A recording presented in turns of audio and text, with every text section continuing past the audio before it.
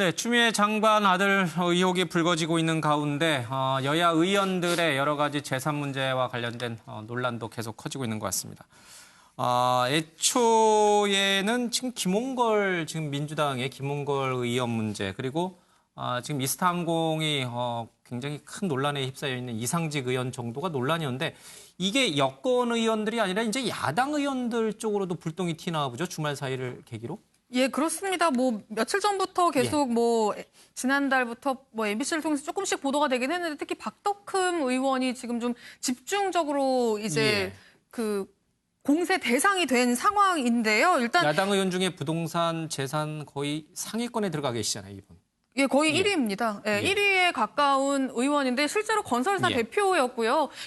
전문건설협회 회장을 하고 이제 국회의원이 된 케이스입니다. 그런데 국회의원이 되고 나서 그 가족들이 본인은 이제 건설사 대표는 안 하지만 가족들이 대주주로 있는 건설회사들이 있거든요. 근데 이 건설회사들이 피감기관, 그러니까 박덕흠 의원이 굉장히 오랫동안 국토위 활동을 했습니다. 그러니까 국토위의 감사를 받는 어떤 이 공공기관으로부터 많죠. 수없이 많죠. 수없이 많죠. 서울시도 있을 수 있고요. 굉장히 많은데 그런 기관들로부터 1,000억 원대의 어떤 공사를 수주하고 기술료를 받았다라는 의혹이 지금 하나가 제기가 돼 있는 상태고요. 그리고 이제 본인이 백지 신탁을 한 건설사의 주식이 있는데 이게 지금 수년째 처분이 되지 않고 있다고 합니다. 그러니까 일부러 안 파는 거 아니냐.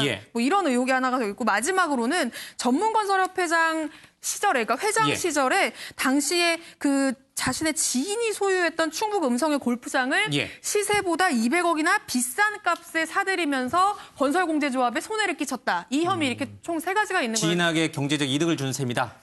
예, 그렇죠. 이제 그 안에서 뭔가 좀 이제 딜이 있었던 거 아니냐. 그러니까 지금 정의연에서 제기되고 있는 윤미향 사건. 그쵸, 안성 쉼터랑 비슷한 상황입니다. 그때도 이제 고가 매입 의혹이 있었는데 이 건 같은 경우도 골프장을 비싸게 사서 건설공제조합에 손해를 끼쳤다라는 이렇게 총 3가지 의혹이 지금 이제 크게 보면 제기되고 있는 셈인데 지금 주말 사이에 의혹이 굉장히 증폭되고 있는 상황이고요. 오늘 오후 2시에 박덕흠 의원이 직접 자신이 가족 명의의 건설회사 직원들까지 다 불러서라도 아주 성실하게 해명을 다 하겠다. 지금 굉장히 억울한 상황이다라고 얘기하고 있는 상황입니다.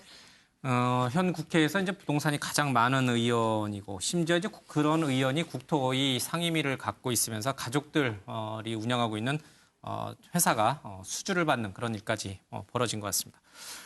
요정 기자, 이 박 의원의 해명이 좀 2시에 예정되니까 지금 나왔나요? 네, 그렇습니다. 조금 전에 이제 기자회견을 마쳤다라고 하는데요. 지금 의혹이 3가지로 정리가 된 상황이잖아요. 우선 국토위 간사라서 이 가족 회사의 수주 공사가 늘었다라는 의혹에 대해서는 억측이다, 정치 공세다라고 얘기를 하고 있는 상황입니다. 그동안 계속 쭉 얘기를 해왔던 게 이게 공개 경쟁 입찰로 공사가 수주가 된 거다. 그러니까 공개적으로 경쟁을 해서 입찰이 된 거기 때문에 만약에 여기에서 공정성이 부정이 된다면 대한민국이 무너지는 거다라고 얘기를 해왔거든요. 그래서 같은 입장을 반복을 하고 있는 것으로 보이고요. 그리고 두 번째로 골프장을 고가 매입한 의혹에 대해서는 그럴 위치에 있지 않았다라고 얘기를 하고 있는 상황이고요. 마지막으로 서울시와 이제 서울시의 특혜를 받았다라고 한 부분은 이제 당시 서울시장이 박원순 전 서울시장이었는데 박원순 전 서울시장이 야당을 위해서 불법을 저지르면서까지 이렇게 특혜를 줬겠느냐라고 반박을 하고 있습니다. 그러면요. 시민단체인 민생경제연구소의 안진걸 소장의 얘기를 좀 들어보도록 하겠습니다. 해영건설, 파워개발, 오나종합건설, 오나레저, 오나코퍼레이션, 오나건설까지 총 6개나 나오는데 이 전부가 박덕흠 의원이 주도했거나 형이 대표이사거나 부인이 대표이사나 아들이 대표이사인 회사입니다. 그래서 일각에서는 명의만 가족들이지 사실상 다 박덕흠 의원의 회사나 다름없는 거 아니냐.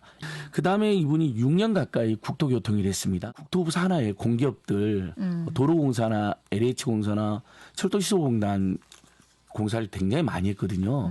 이분은 상임위가 6년 동안 국토위 가까이 했고요. 그다음에 안행위 기재, 정부 부처나 지자체에 막강한 영향을 끼치는 상임위만 있었습니다. 그 상임위 의원만 돼도 또는 보좌관님들만 돼도 그냥 의원도 막강한 권한이 있는데 상임위 의원은 상임위 간사는 그보다 한 몇백 배 막강한 권한이 있다고 보시면 됩니다.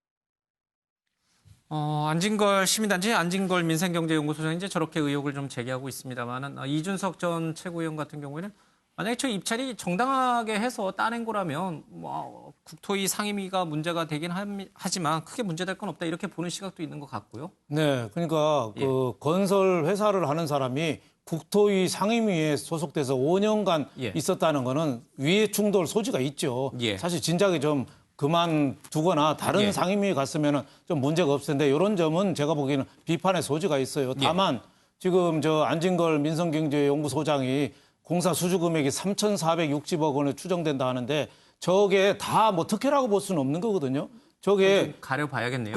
그렇죠. 그러니까 공사별로 무슨 특혜가 있었는지 발휘하죠. 지금 정부 공사는 저 나라장터 통해서 조달청에서 예. 입찰하는데 가격하고 시공 능력 이런 거 예. 굉장히 엄하게 보거든요. 조금이라도 특혜 있으면 담당 공무원들이 버텨나질 못해요. 그래서 정말 조달청이나 서울시나 이런 발주기관 통해서 뭐가 특혜가 있었는지 그 내용이 좀 나와야 되는 거 아니냐. 저는 이런 생각이 들고 공사 수주만 많다고 해서 비난할 건 아니다. 그리고 부동산 부자라고 해서 부동산이 많다고 해서 또 비난할 건 아니다. 다만 또 부동산도 또 편법 거래라든지 무슨 뭐 미등기 매매라든지 이런 불법 탈법의 소지가 있으면은 그건 비판받아야 되죠. 하지만은 단순히 재산이 많다. 이건 또 비난이 아니다. 이런 생각이 들고 또 그 건설 공제조합 이사장 할 때 골프장을 비싸게 샀다 하는데 그것도 어느 정도 좀 증거가 좀 필요하지 않느냐. 지금 또 골프장이 요즘에 코로나19 때문에 골프장이 또 굉장히 많이 올랐거든요. 그래서 그때 기준하고 지금 기준하고 또 살 때 기준하고 어느 특혜가 있었는지 좀 구체적으로 좀 나와야지 지금 뭐를 했다는 거 갖고 비난하기는 조금 이런 생각이 좀 든다 이런 생각이 듭니다. 알겠습니다. 유호정 기자, 이분 말고도 지금 화면에 나옵니다만 조수진, 윤창현 의원도 논란이 좀 있어요. 네, 그렇습니다. 윤창원 의원 같은 경우에는 삼성물산 사회이사로 있는 동안 이재용 부회장의 불법 경영권 승계에 관여했다는 의혹을 받고 있습니다. 윤 의원이 현재 삼성 관련 법안을 심의하는 국회 정무위원회 소속인데요. 그래서 이제 이해충돌 우려가 있으니 다른 상임위로 옮겨야 한다 이런 요구가 나오고 있는 상황이고요. 또 여기에 조수진 의원 역시 21대 국회의원 선거 출마 당시에 이 재산 신고를 하면서 11억 원가량을 누락한 의혹을 받고 있습니다. 아무래도 최근에 뭐 추미애 장관 혹은 김홍걸 의원과 관련해서 수세에 몰렸던 민주당 입장에서는 아무래도 이렇게 역공으로 돌아선 모양새다라는 분석도 나오고 있습니다. 민주당에서는 아주 이 부분을 굉장히 강조하면서 정쟁화할 움직임을 보이겠다. 최민 기자, 실제로 민주당은 김홍걸 의원, DJ 아들을 전격 제명하는 아주 파격적인 읍참마속을 했어요. 거기에다 지금 이스타항공 이상직 의원도 지금 어찌 될지 모를 정도로 분위기가 굉장히 안 좋다는 얘기가 들려요. 네, 그렇습니다. 지금 아예 시한을 거의 못을 박은 셈이나 마찬가지입니다. 신동근 최고위원이 직접 라디오 인터뷰에서 추석 전까지는 결론을 내야 되지 않을까 싶다. 제명할 수도 있다 이런 뜻이에요? 예, 그렇죠. 이제 추석 전까지라고 시한을 일단 못을 박았고요. 내부 기류로는 사실 지금 이 이스타항공 관련해서 지금 직원들이 5억 원의 고용유지 지원금조차 회사가 내지 않아서 지금 이 고용 휴직 기간에 최소한의 그 고용보험의 지원조차 받지 못하고 있는 상황이거든요. 심지어는 심상정 그 정의당 대표가 지난주 그 교섭단체 대표 연설 때 사실 뭐 추미애 장관의 의혹이나 뭐 다른 거 다 차치하고 이스타항공의 얘기를 굉장히 길게 하면서 민주당의 어떤 움직임을 행동을 촉구하기도 했었습니다. 이제 그런 부분들이 굉장히 부담이 됐던 것 같고요.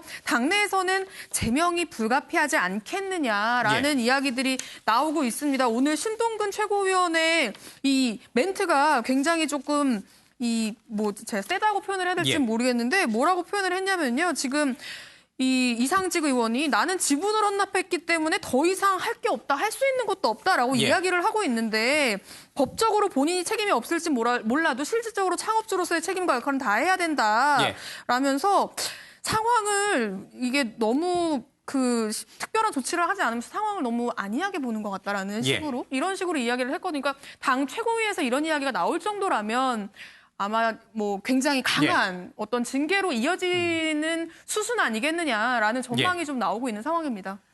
이렇게 김홍걸 의원을 제명을 했고 또 이상직 의원도 강경한 입장인 것과 달리 김종인 국민의힘 비대위원장은 박덕흠 의원을 비롯한 이 의원들을 어떻게 해야 될지 상대적으로 난처한 상황에 좀 처해 있는 것 같습니다. 알겠습니다. 다른 얘기를 좀 하죠. 이재명, 이낙연 대표 얘기를 좀 하겠습니다. 이낙연 대표가 코로나19로 어려움을 겪고 있는 그 이 공연계 사람들을 만났습니다. 김수로 씨의 얘기를 듣겠습니다. 저희 공연하는 사람들이 어떤 전생에 무슨 죄를 졌나 싶을 정도로 굉장히 큰 힘듦이 찾아왔는데요. 가장 심각한 건 이 대관료 문제거든요. 이 취소를 했을 때도 10%의 계약금을 내지만 100%를 다 내게 돼 있어요. 저 그 얘기 오늘 처음 들었어요. 제 인상만 말씀드리면 대단히 불합리해. 어떻게 쓰지도 않은데 100% 물어냅니까? 쓰면 전기요금 또는 무슨 청소, 화장실 그 비용 다 합쳐서 내는 건데 쓰지도 않았는데 왜 그 돈을 내야 돼? 그 이상하잖아요. 우리가 호텔을 가건 비행기를 타건 안 탄다고 그대로 100% 내는 데는 없을 거 아닙니까?